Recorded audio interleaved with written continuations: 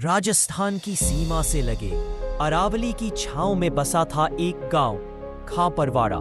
जंगलों के बीच कच्चे रास्तों वाला, जहां ना सड़कें पक्की थी ना इरादे। यहाँ के लोग सीधे थे। सुबह खेत, शाम चूल्हा और रात को खामोशी। हर शाम गांव की सबसे ऊंची छत पर लगा एक पुराना लाउडस्पीकर गूंजता। ग्रामवासियों से निवेदन है, रात 8:13 का समय हो चला है। कृपया अपने अपने घरों में रहें। दरवाजे खिड़कियां बंद कर लें। बाहर किसी आवाज पर प्रतिक्रिया ना दें। किसी को अंदर ना बुलाएं। धन्यवाद। हर रात हर घर में लोग ये ऐलान सुनते और जैसे जैसे घड़ी 8:13 के पास जाती, हवा में अजीब ठंडक उतरने लगती। 8:15 तक तो गांव में पत्ता भी नहीं हिलता। पर इस गांव में एक लड़का था, नयन, उम्र 17 साल। उसका सवाल था, आखिर ऐसा क्या है जो हर रोज 8:13 बजे के बाद सब दरवाजे बंद कर लेते हैं? उसके पिता रघुवीर सिंह एक सख्त मगर डरे हुए आदमी थे। गांव के पूर्व प्रधान, जिनकी पत्नी यानी नयन की मां 22 साल पहले लापता हो गई थी। रघुवीर अक्सर कहते, बेटा, कुछ परछाइयां आवाज देकर बुलाती है, अगर उन्हें जवाब दिया तो फिर इंसान नहीं लौटता। नयन को इन बातों में कुछ भी तर्क नहीं लगता था। उसने मन में ठान लिया, मैं इस रहस्य की जड़ तक जाऊंगा। एक दिन नयन ने पुराने बक्सों की सफाई करते हुए दादी की एक पुरानी डायरी निकाली। सड़ी हुई जिल्द, फटे पन्ने। उसके अंदर जो लिखा था वो पढ़कर नयन कांप गया। 8:13 चूल्हा अपने आप बुझ गया। 8:15 खिड़की से कोई मेरे बेटे की आवाज में बोल रहा है। 8:17 मैंने दरवाजा खोल दिया। 8:19 मुझे अपनी गलती का एहसास हो गया। बहुत देर हो गई है। डायरी यही खत्म थी। उस रात नयन ने इरादा कर लिया, वो बाहर रहेगा। उसने कैमरा, टॉर्च, नींबू मिर्च का गुच्छा और रुद्राक्ष की माला जेब में रखी और घर की छत पर बैठ गया। 8:12 हवा में सन्नाटा, लाउडस्पीकर से वही आवाज। 8:14 गांव की बिजली गुल और पहली आहट। नयन, बेटा। आवाज उसकी मां की थी, पर नयन रुक गया। उसकी मां तो 22 साल पहले लापता हुई थी। बेटा, मैं वापस आ गई हूं, नीचे आओ। उसने बालकनी से नीचे झांका। एक औरत सफेद साड़ी में खड़ी थी। चेहरा साफ नहीं, बाल बिखरे, पर आवाज वही थी जिसे नयन ने पुराने कैसेट्स में मां की रिकॉर्डिंग से पहचाना था। बेटा, तू अब बड़ा हो गया है, मुझे गले नहीं लगाओगे? नयन को दादी की एक बात याद आई, अगर कोई अपना भी दिखे, आवाज दे, जवाब मत देना। रुद्राक्ष की माला दरवाजे पर टांग देना। तुलसी का पत्ता जलाना। उसने वही किया। जैसे ही तुलसी का पत्ता जलाया, वो औरत चीखी और फिर गायब हो गई। अगले दिन नयन ने बुजुर्ग गंगाराम काका से पूछा, काका, क्या आप जानते हैं ये सब क्यों होता है? गंगाराम की आंखों में गहराई थी। साल 1969 गांव के पास एक कुआं खुदा, नंबर 13। उसके बाद गांव बदल गया। वो कुआं नहीं, एक दरवाजा था जहां कुछ और रहता था। जो भी उस कुएं के पास रात 8:13 के बाद गया, वो लौटा नहीं। या तो वो मरा मिला या फिर ऐसा लौट आया जो इंसान नहीं था। नयन ने तय किया वो कुएं तक जाएगा। अगली दोपहर वो गांव के दक्षिणी छोर पर पहुंचा, जहां झाड़ियों के पीछे छिपा था एक पुराना सूखा कुआं नंबर 13। उस पर एक टूटी पट्टी लगी थी, सावधान, यह कुआं जल का नहीं, आत्माओं का है। नीचे झांकते ही नयन की आंखें फैल गईं।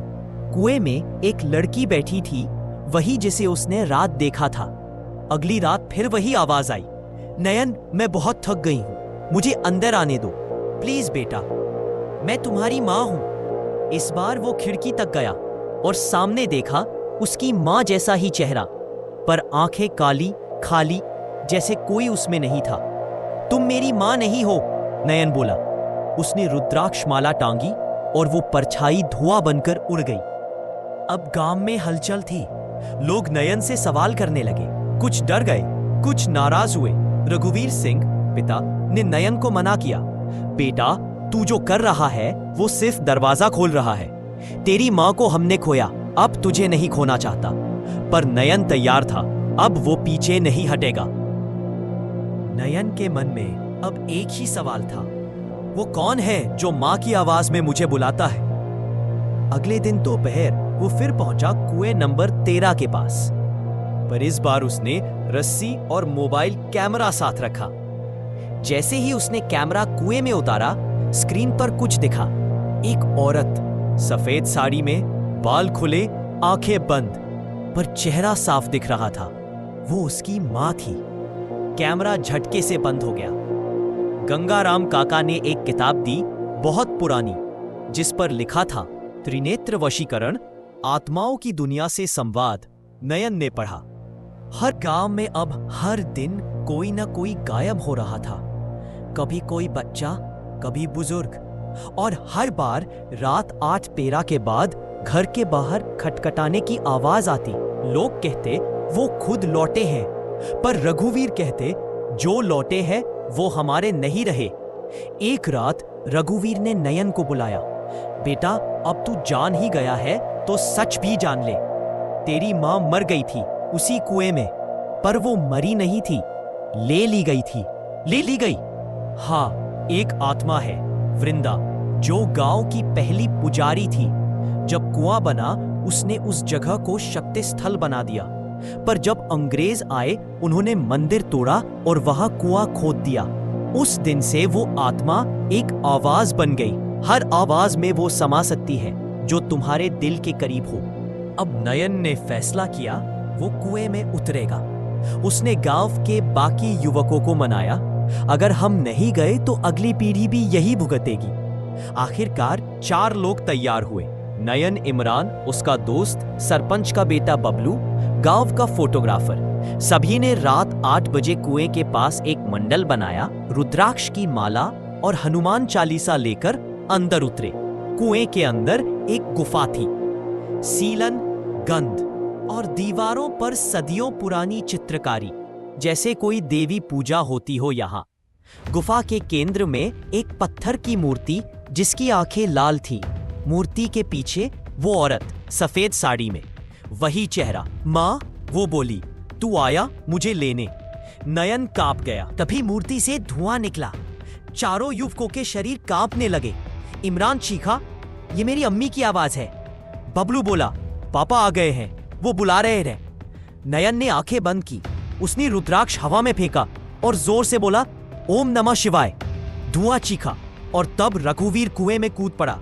मेरी पत्नी को तुमने लिया, अब मेरे बेटे को नहीं। वो मूर्ति को पकड़कर खींचने लगा और उसके साथ ही धुआं उसमें समा गया। एक भयानक धमाका हुआ। नयन कुएं के बाहर आंख खोलता है। आसमान में रोशनी थी, पंछी चहचहा रहे थे, पर बगल में रघुवीर नहीं थे।